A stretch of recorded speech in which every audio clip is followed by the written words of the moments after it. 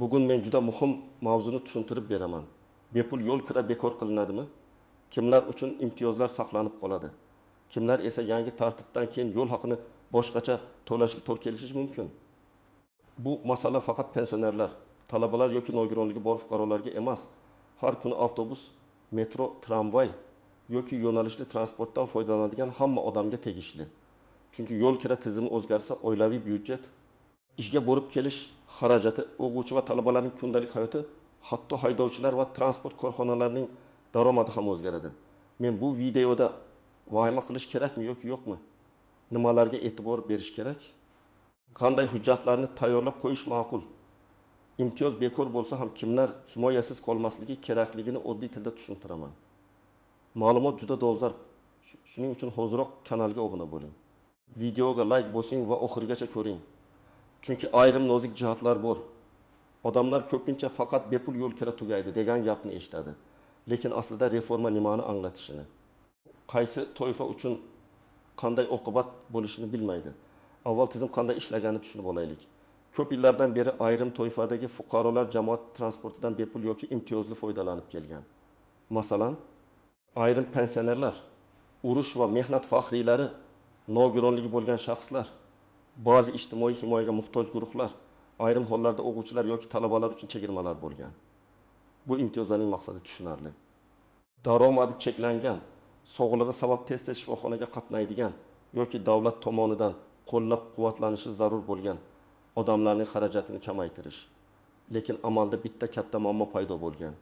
Bepul yurish huquqi bor odam aniq hisobga olinmasa, transport korxonasi qancha odam bepul yurganini, davlat qancha kompensatsiya to'lash kerakligi tizimda suiiste'mol bor yo'qligini aniq bila olmaydi. Masalan, avtobusga bir kunda 600 kishi chiqdi. Shundan 20 nafari bepul yurdi deb olaylik. Agar bu 20 kishi elektron tarzda ro'yxatdan o'tmasa, haydovchi yoki korxona buni faqat taxmin qiladi. Natijada davlat byudjetidan ajratiladigan mablag' ham taxminiy bo'lishi mumkin. Bu esa bir tomondan transport korxonalariga zarar, ikkinchi tomondan byudjetga ortiqcha yuk. Uchinchi tomondan oddiy yo'lovchi xizmati sifati past bo'lishi degani. Hozir muhokama qilinayotgan reforma aynan mana shu joyga tegadi. Gap faqat bepul yo'l kira bekor qilinadi degan oddiy masalada emas. Asosiy savol boshqacha. Imtiyoz bevosita transportda bepul yurish shaklida qoladimi? Yoki pul kompensatsiyasi, elektron karta, ijtimoiy to'lov, limitlangan bepul qatnov, manzilli yordam shakliga o'tadimi? Ana shu farqni to'g'ri tushunish kerak. Chunki reforma degani har doim ham imtiyozni butunlay yo'q qilish degani emas. Ba'zan u imtiyozni aniqroq, shaffofroq va nazorat qilinadigan shaklga o'tkazish bo'ladi. Men bunday islohotlarning mantiqini tushuntiraman. Avvalgi tartibda odam hujjatini ko'rsatib bepul yurishi mumkin edi. Yangi tartibda esa davlat kimga yordam kerak bo'lsa, o'sha odamning o'ziga aniq yordam beraman deyishi mumkin. Bepul yurish huquqi o'rniga har oy transport xarajatlari uchun ma'lum miqdorda pul berilishi mumkin. Yoki odamga maxsus elektron karta ochiladi. Karta orqali oyiga gartun, oltun yoki taxaytun marta transportdan bepul foydalanish imkoni beriladi. Yoki ayrim toifalar uchun imtiyoz saqlanadi, lekin hujjat bilan emas, yagona elektron reyestr orqali tekshiriladi. Bunday o'zgarishning sababi bor. Jamoat transporti bepul bo'lsa ham aslida u bepul emas. Avtobus yo'qilg'i sarflaydi, haydovchi ish haqi oladi, texnika ta'mirlanadi, ehtiyot qismlar olinadi, bekatlar, turniketlar, validatorlar ishlaydi. Agar bir odam yo'l haqini to'lamasa, uning xarajatini yo davlat qoplaydi, yo transport korxonasi zarar ko'radi. Yo esa boshqa yo'lovchilar to'laydigan tarif ko'tarilishi mumkin. Shuning uchun davlat bunday tizimda kimga, qancha, nima uchun imtiyoz berilayotganini aniq bilishni xohlaydi. Oddiy misol. Bir pensioner oyiga 10 marta avtobusga chiqadi. Boshqa pensioner esa har kuni 2 marta oyiga 6 marta qatnaydi. Eski tizimda ikkalasi ham bepul yurish huquqi bor degan bir xil toifada bo'ladi. Lekin transport korxonasi nuqtai nazaridan birinchi odamning xarajati kichik, ikkinchisining xarajati ancha katta. Agar davlat har bir bepul qatnovni elektron ko'rsa, kompensatsiyani aniq hisoblaydi. Agar ko'rmasa, tizimda bas boshlanadi. Korxona ko'p odam bepul yurdi deydi. Byudjet esa aniq dalil qani deydi. Endi eng muhim savol, kimlar xavotir olishi kerak? Birinchi navbatda imtiyozdan foydalanib kelayotgan, lekin hujjatlari tartibda bo'lmagan odamlar e'tiborli bo'lishi kerak. Masalan, nogironlik guvohnomasi muddati tugagan, pensionerlik hujjati yangilanmagan, ijtimoiy reyestrda ma'lumot chiqmayapti. Propiska yoki yashash manzili boshqa joyda, telefon raqami davlat xizmatlari tizimiga ulanmagan bo'lsa, yangi elektron tartibda muammo bo'lishi mumkin. Ikkinchi guruh, men avval bepul yurardim, hamma taniydi deb yurgan odamlar. Yangi tizim tanish bilish yoki ko'z bilan tanishga emas, elektron bazaga qaraydi. Haydovchi odamni tanishi mumkin, lekin validator karta o'qimasa yoki tizimda imtiyoz chiqmasa, transport korxonasi bu qatnovni bepul deb hisoblamasligi mumkin. Shuning uchun oldin ham shunday edi degan yondashuv ishlamay qolishi ehtimoli bor. Uchinchi guruh, shahar chetida yashab, ishga yoki davolanishga har kuni qatnaydigan odamlar. Masalan, odam bir kunda 2 marta avtobus va 1 marta metrodan foydalansa, oyiga 25 ish kunida 75 ta qatnov bo'ladi. Agar har bir qatnov 2000 so'm deb olsak, oyiga 1,5 ming so'm xarajat chiqadi. Oilada 2 kishi shunday qatnasa 300 ming so'm bo'ladi. Agar talaba farzand ham bo'lsa, transport xarajati oilaviy byudjetda sezilarli ulushga aylanadi. Shuning uchun reforma tafsilotlarini kuzatish juda muhim. Endi kimlar vahima qilmasligi kerakligini ham aytaman. Agar sizning hujjatlaringiz to'liq, imtiyozli toifangiz qonuniy tasdiqlangan, elektron davlat xizmatlarida ma'lumotlaringiz chiqadi, bank kartangiz yoki transport kartangiz bor, telefon raqamingiz o'zingizning nomingizda bo'lsa, odatda bunday islohotlardan o'tish ancha oson bo'ladi. Sizdan faqat ma'lumotni yangilash, karta olish yoki ariza topshirish talab qilinishi mumkin. Yana bir narsani unutmaslik kerak. Davlat ijtimoiy himoyaga muhtoj qatlamlarni bir kunda transportdan uzib qo'yishi qiyin. Chunki pensioner shifoxonaga borishi kerak, nogironligi bor odam reabilitatsiya markaziga qatnashishi kerak, talaba o'qishga borishi kerak. Agar imtiyoz birdan olib tashlansa, ijtimoiy norozilik kuchayadi. Shu sababli odatda bunday reformalar bosqichma-bosqich qilinadi. Avval ro'yxat shakllanadi, keyin elektron karta beriladi, keyin eski hujjatlar bilan yurish muddati tugaydi. Keyin yangi tartib to'liq ishga tushadi. Masalan, shunday holat bo'lishi mumkin. Iyundan boshlab yangi karta olish boshlanadi. Sentyabrgacha eski guvohnoma bilan yurishga ruxsat beriladi. Oktyabrdan esa faqat elektron karta ishlaydi. Bunday o'tish davrida odamlar hujjatlarini tayyorlab olishlari kerak. Kim e'tibor bermasa, o'sha keyin navbatda turadi, ariza berishda qiynaladi, transportda tushunmovchilikka duch keladi. Keling, bir nechta aniq vaziyatni ko'rib chiqamiz. Birinchi misol, 68 yoshli pensioner opa har haftada 2 marta poliklinikaga, 1 marta bozorga boradi. Oyiga taxminan 12 marta avtobusga chiqadi. Agar bepul yo'l kira o'rniga oyiga 50 ming so'm transport kompensatsiyasi berilsa, bu opa uchun yetarli bo'lishi mumkin. Chunki indiki qatnov 2 ming so'mdan 24 ming so'm qiladi. Hatto 2 transportga o'tib yuradigan bo'lsa ham kompensatsiya xarajatini qoplaydi. Ikkinchi misol, nogironligi bor fuqaro har kuni ishga boradi. U ertalab uydan bekatgacha boradi, avtobusga chiqadi, keyin metroga o'tadi, kechqurun yana qaytadi. Bir kunda 4 qatnov, oyiga 22 ish kunida tam 8 qatnov. Agar qatnov 2000 so'mdan bo'lsa, oyiga 6000 so'm. Agar kompensatsiya faqat 5000 so'm bo'lsa, bu odam zarar ko'radi. Demak, reforma adolatli bo'lishi uchun odamning real ehtiyoji hisobga olinishi kerak. Faqat bir xil pul berish hamma uchun teng ko'rinsa-da, amalda adolatli bo'lmasligi mumkin. Uchinchi misol, talaba viloyatdan kelib shaharda o'qiydi. U yotoqxonadan universitetga har kuni qatnaydi. Ba'zan kutubxonaga, ishga yoki amaliyotga boradi. Agar talabalar uchun chegirma bekor qilinsa, oyiga 120 ming yoki 2000 so'mgacha qo'shimcha xarajat paydo bo'lishi mumkin. Talabaning stipendiyasi yoki ota-onasining daromadi past bo'lsa, bu katta bosim. Shuning uchun talabalar bo'yicha alohida yondashuv bo'lishi kerak. Masalan, faqat o'quv yili davomida chegirma, faqat ma'lum yoshgacha. Faqat kunduzgi ta'lim talabalari uchun yoki transport kartasi orqali limitli imtiyoz. 4-misol, bir odam imtiyozli hujjatdan foydalanishga haqli emas, lekin boshqa birovning kartasi bilan yuradi. Elektron tizim kuchaysa, bunday holat kamayadi. Validator kartani o'qiydi. Ayrim tizimlarda karta egasining rasmiy nazoratchida chiqishi mumkin yoki karta bloklanadi. Bu adolatli yo'lovchilar uchun foydali. Chunki suiiste'mol kamayganda transport tizimiga tushadigan yuk ham kamayadi. Endi nozik joylarga o'tamiz. Har qanday yangi tartibda istisnolar bo'ladi. Masalan, imtiyoz faqat shahar ichidagi jamoat transportiga tegishli bo'lishi mumkin. lekin shaharlararo yo'nalishlarga tatbiq etilmasligi mumkin. Odam men bepul yuraman deb o'ylaydi. Lekin u viloyatdan tumanga qatnaydigan avtobusga chiqqanda imtiyoz ishlamasligi mumkin. Shu sababli imtiyoz qaysi transport turiga tegishli ekanini aniq bilish kerak. Avtobusmi, metromi, elektrobusmi, yo'nalishli taksimi, temir yo'lmi yoki faqat kommunal transport korxonalarigami? Yana bir istisno, imtiyoz faqat yashash joyi bo'yicha amal qilishi mumkin. Masalan, odam bir shaharda ro'yxatda turadi, lekin boshqa shaharda yashaydi. Agar tizim mahalliy byudjetdan moliyalashtirilsa, boshqa hududda imtiyoz chiqmasligi mumkin. Bu ayniqsa talabalar, vaqtincha ishlayotganlar, qarindoshlikda yashayotgan pensionerlar uchun muhim. Uchinchi nozik jihat. Imtiyoz pul ko'rinishida berilsa, u transport narxi oshganda yetmay qolishi mumkin. Bugun qatnov 2000 so'm, ertaga 30 ming so'm bo'lsa, oyga oltin qatnov qiladigan odamning xarajati 20 ming so'mdan 1 ming so'mga chiqadi. Kompensatsiya esa o'zgarmasa, odamning cho'ntagidan ko'proq pul ketadi. Shuning uchun kompensatsiya miqdori tarifga bog'langan bo'lishi kerak. Men ekspert sifatida aynan shu masalani eng muhim deb bilaman. Yordam real xarajatga mos bo'lmasa, qog'ozda imtiyoz bor, hayotda esa odam qiynaladi. 4-jihat, karta ishlamay qolishi. Elektron tizim qulay, lekin texnik muammo bo'lishi mumkin. Karta balansni ko'rsatmaydi, validati internet yo'qligi sababli o'qimaydi. Bazada imtiyoz ko'rinmaydi. Odamning familiyasi xato kiritilgan bo'ladi. Bunday vaziyatlarda fuqaro aybdor bo'lmasligi kerak.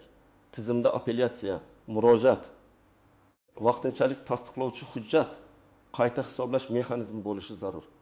Eng ko'p uchraydigan xato shuki, odamlar ijtimoiy tarmoqlarda bitta gapni o'qib, darhol hammasi bekor bo'ldi deb o'ylaydi.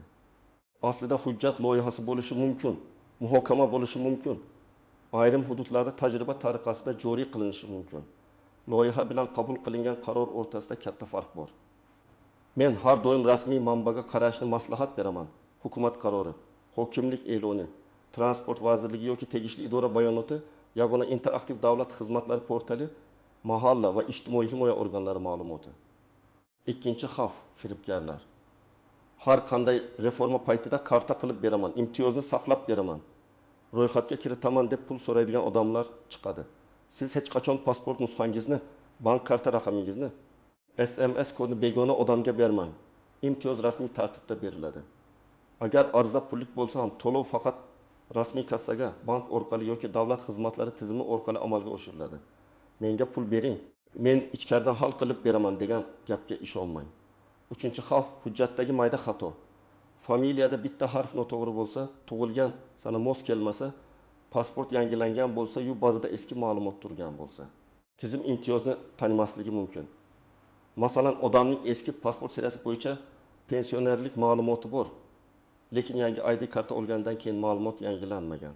Transport kartasi esa yangi ID bilan ochiladi. Natijada tizim bu odam imtiyozli toifada emas deb chiqarishi mumkin. Buni oldindan tekshirish kerak. 4-xavf, naqd pul va karta masalasi. Agar transport to'lovlari to'liq elektronlashsa, naqd pul bilan yurishga o'rgangan odamlar qiynalishi mumkin. Ayniqsa yoshli katta fuqarolar karta to'ldirish, balans tekshirish, mobil ilova ishlatish masalasida yordamga muhtoj bo'ladi. Shu sababli oiladagi yoshlar ota-onasi, buvisi, bobosining transport kartasini tekshirib, qanday ishlashini o'rgatib qo'yish kerak. Endi nima qilish kerak? Birinchi qadam, o'zingizning imtiyozli toifangizni aniqlang. Siz pensionermisiz? Nogironligi bor shaxsmisiz? Faxriymisiz? Talaba yoki o'quvchimisiz? Ijtimoiy reyestrga kiritilgan oiladanmisiz?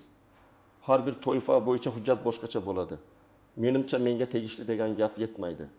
Rasmiy asos kerak. Ikkinchi qadam, hujjatlarni tayyorlang. Odatda shaxsni tasdiqlovchi hujjat, ID karta yoki pasport, yashash manzili haqidagi ma'lumot, pensionerlik guvohnomasi, nogironlikni tasdiqlovchi hujjat, talabalik guvohnomasi yoki o'qish joyidan ma'lumotnoma. Ijtimoiy yordam oluvchi oilalar uchun tegishli reyestr ma'lumoti kerak bo'lishi mumkin. Agar hujjat muddati tugagan bo'lsa, avval uni yangilang. Muddati o'tgan hujjat bilan yangi tizimga kirish qiyin bo'ladi. 3-qadam. Rasmiy joyga murojaat qiling. Bu davlat xizmatlari markazi bo'lishi mumkin. Yagona interaktiv davlat xizmatlari portali bo'lishi mumkin. Mahalla, ijtimoiy himoya bo'limi, transport karta chiqaradigan operator yoki shahar transport boshqarmasi bo'lishi mumkin. Qaysi joy mas'ul ekani hududga va tartibga bog'liq. Muhimi, eshitgan gap bilan emas, rasmiy e'lon bilan harakat qiling. 4-qadam. Arizada aniq yozing. Agar sizga transport imtiyozi kerak bo'lsa, murojaatda men falon toifaga kiraman. Jamoat transportidan foydalanish bo'yicha imtiyoz yoki kompensatsiya olishni so'rayman. Hujjatlarim ilova qilindi deb yozish kerak. Agar imtiyozingiz tizimda chiqmayotgan bo'lsa, ma'lumotlar bazasida imtiyozli maqom aks etmayapti. Uni tekshirib, yangilab berishingizni so'rayman deb yozing. Og'zaki gap bilan cheklanib qolmang. Yozma murojaat raqami bo'lsa, keyin javob talab qilish mumkin. 5-qadam. Xarajatingizni hisoblang.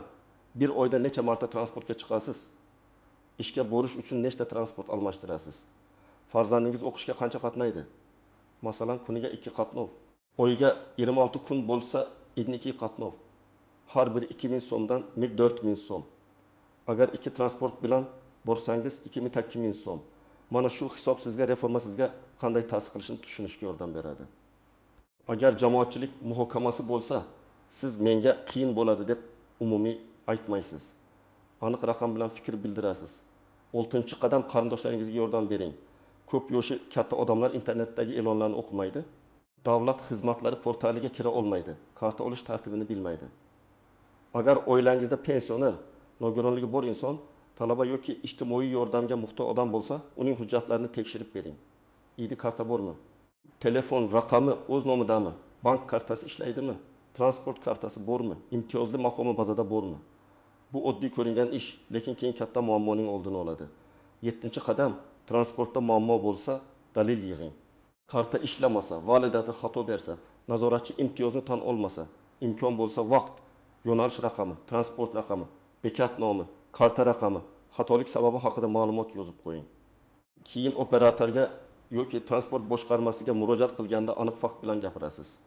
Kecha ishlamadi degandan ko'ra, falon kuni soat 08:20 da falon yo'nalishda karta o'qilmadi desangiz, masalani tekshirish osonroq.